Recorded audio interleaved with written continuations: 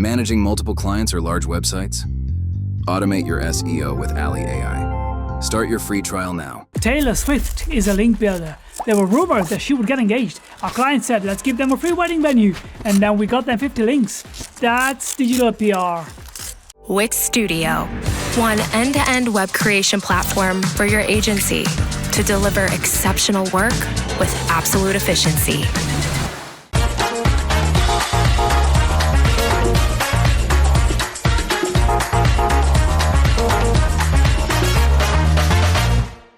Thank you, Calvin, for organizing this amazing event. I'm really jealous for all of you for being able to be here today. My topic is a fool with a tool is still a fool. I'll actually show you what kind of mistakes you can do when working with AI. And my goal for today's presentation is that the next time that you sit in front of ChatGPT, Claude, Gemini, whichever, you will stop and rethink what you're doing. So let's start with the first thing.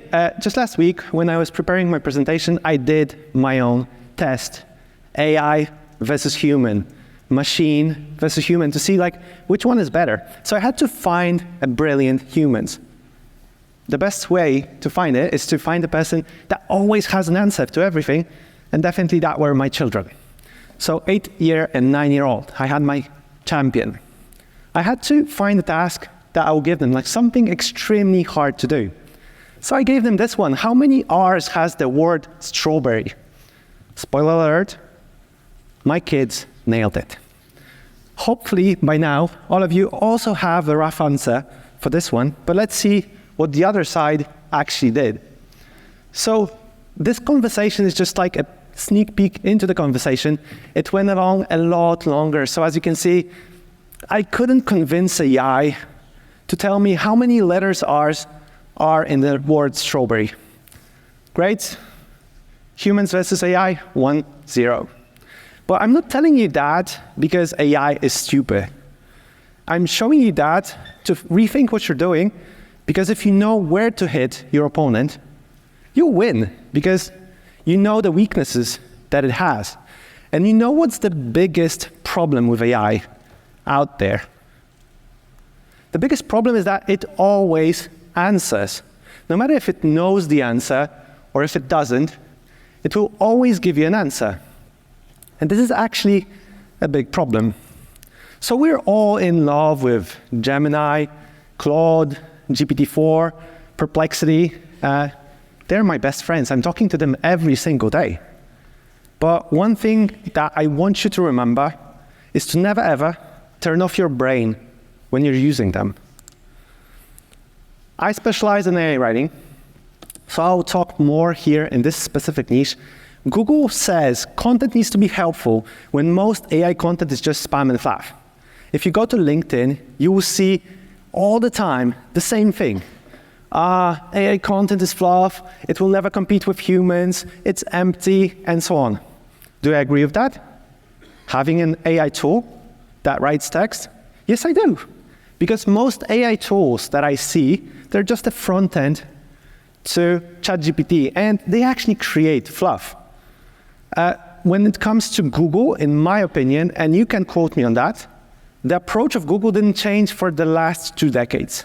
What they do and what they want to do is to bring best quality to the end user. End of story. If you're looking at all the updates and all the people that are talking about the updates, Google is just becoming a better referee in that. Do they make a lot of mistakes when they're updating? Yes, they do.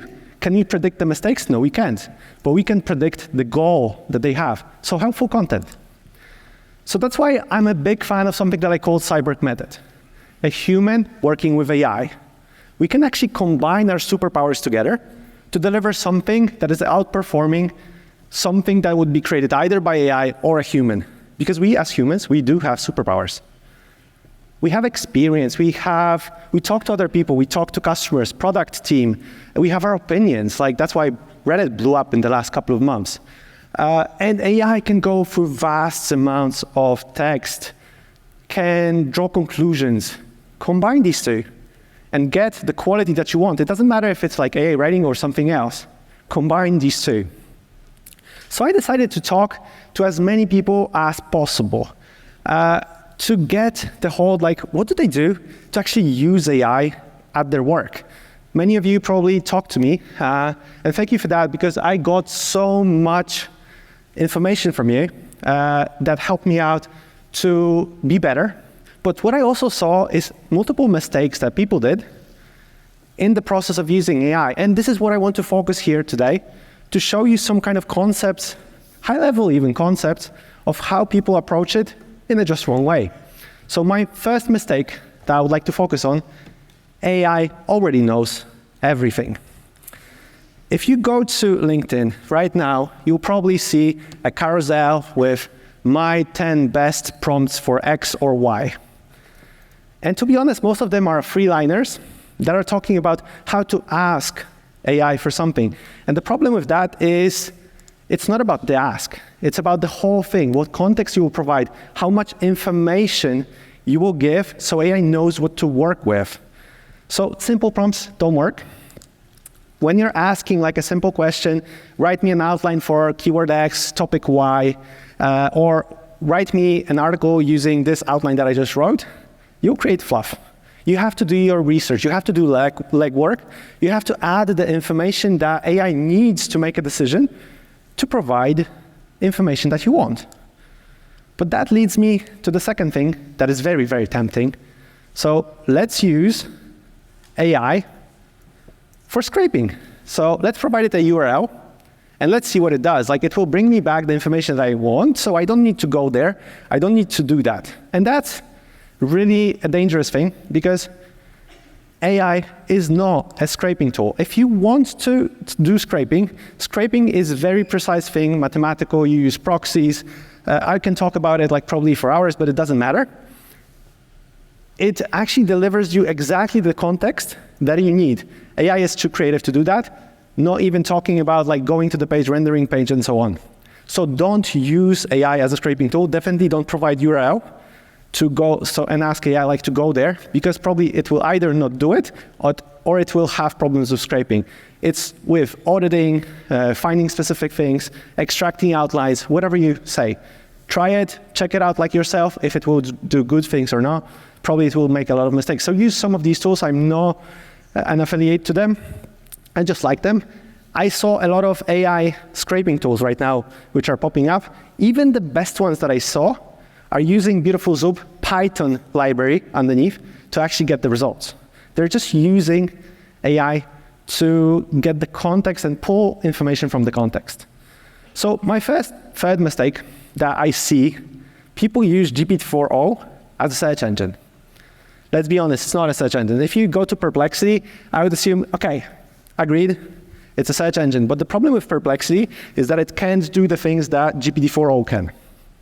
So it's not directly something that can resolve our problems. If you ask AI, GPT-4o, for things, it will retrieve you data, as I already mentioned. But first of all, they can be outdated. Second of all, they can hallucinate it. So treat AI more as a logical engine, just like you all. So I assume that all of you went to primary school. It doesn't mean that all the information that you got in primary school, you know by heart. Like, so all the dates from history, all the math equations, everything from biology, chemistry, whatever.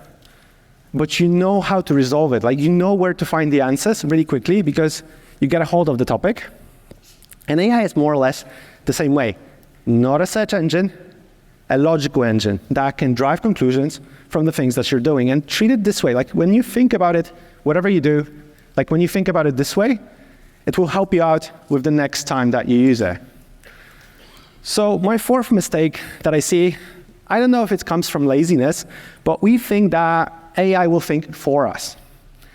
And here's the problem. We are giving like simple things because we are not sure of what we want. So we give a chance to GPT to actually tell us what we want. You can toss a coin and do the same thing. It's a probability thing. But basically, again, think of AI as your human colleague. So when you would give the same task to your human colleague, what you would do, you would brief them. You would actually give them a goal. You would tell them exactly what to do. You would tell them where to look for additional data. But there's one really big difference. Actually, your colleague is better because they're learning from every interactions that you do with them. Like every time that you go to them, they know like, okay, I know what you want because we already went through that like a couple of times before. Unfortunately, AI starts the whole conversation from scratch. It will not remember your previous interactions, what you wanted, and it will not understand. So you have to actually provide all the information that it needs to perform the task that you expect from them. So that leads me to the fifth mistake that I see. AI can do everything at once. I know Sam Altman said that GPT-4o can take up to 300 pages of context. Probably Gemini can do 1,000 pages of context. Like I stopped even looking at it because it doesn't make sense, like doesn't matter from my perspective. I know that it can't take up to half a page of instructions. Again, let's go how humans work, because I really want you to remember that AI is kind of like a human. So if you have a complex task, and let's go with AI writing, or just writing by humans, you have a team of people with different roles. It can be one person with different roles, or like a team of people with different roles. So you have a data researcher, you have an SEO specialist, content writer, proofreader, probably some other roles in the process. How you approach writing, you do your research, you go to Ahrefs, SEMrush, whatever, you take out the keywords that you want to go after, you write a brief, actually exactly to understand what you're talking about. Then you're writing a draft, then you're proofreading. Then probably you're optimizing for SEO, then you're adding internal links, and so on. The process is divided into small pieces.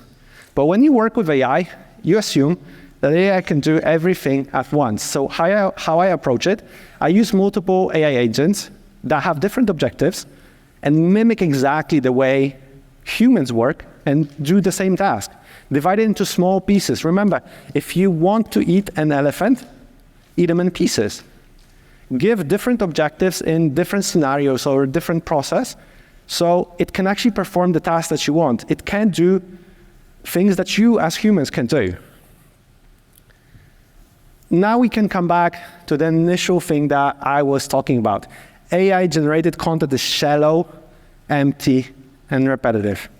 So by now, I hope that you actually understand or start understanding why is that. Because we want from AI something that is not designed to do. It will hallucinate all over the place if we don't give the context. And the context is the king. So like we were talking about content is the king, in my opinion right now we should talk about context is the king. So when I'm AI writing, what I'm doing already with pre-processed data, so I'm not talking about all the data I'm looking at. When I'm AI writing, for every 3,000 words that I write, I prompt it with about 12, 15,000 of very contextual context when AI writing, dividing it into small pieces that it can handle. So actually, you have to deliver the knowledge. So it can be a logical engine, so we're coming back to mistake 2 or 3, and process the data that we're actually going after. And here's my last mistake, because I thought, okay, everybody is talking about humanization. Something that we think will save us all. If we only humanize our content and avoid AI detection, everything will fall into place. So I don't agree with that, because think about it from this way. I'm a developer, and this is a phrase that is in development for the last 2 decades, garbage in, garbage out. So think about it from the humanization aspect. If you humanize spam, you get humanized spam. Easy as that. Okay, I take it back. Because most humanizers that I checked, they actually input spelling and grammar mistakes to make it human. So going back to my quote, if you humanize spam, you get humanized unprofessional spam. So this is what you're looking for, or it's actually what Google said in the beginning. They want quality from you. They want value, the content to be helpful. So I'm so really mad with all the humanizers because I don't believe in them, and I don't think Google is against AI content. So in the last week, I decided to do a test, a hackathon with my team. Our goal was simple. Let's beat the crap out of AI detectors. So let's see if we actually can beat it. So we did it. We were able to crack it, and without making spelling and grammar mistakes, but I'm not doing it to promote it.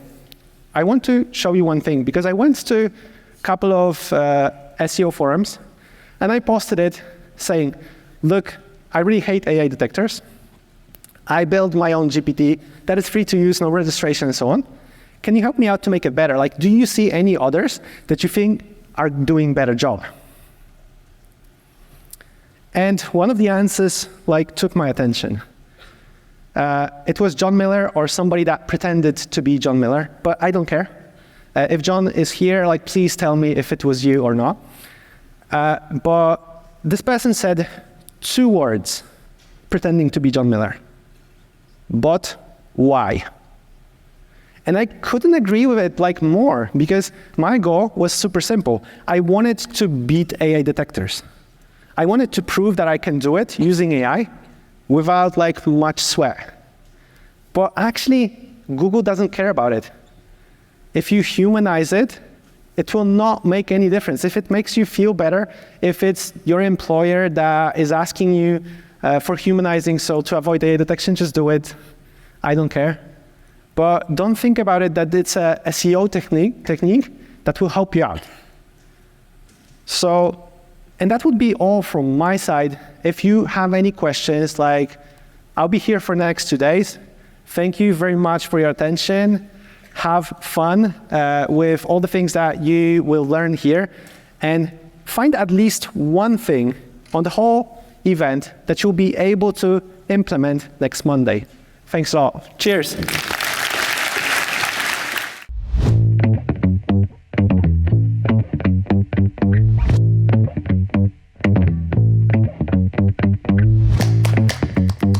Monthly reporting making you want to shove sharp things up your nose?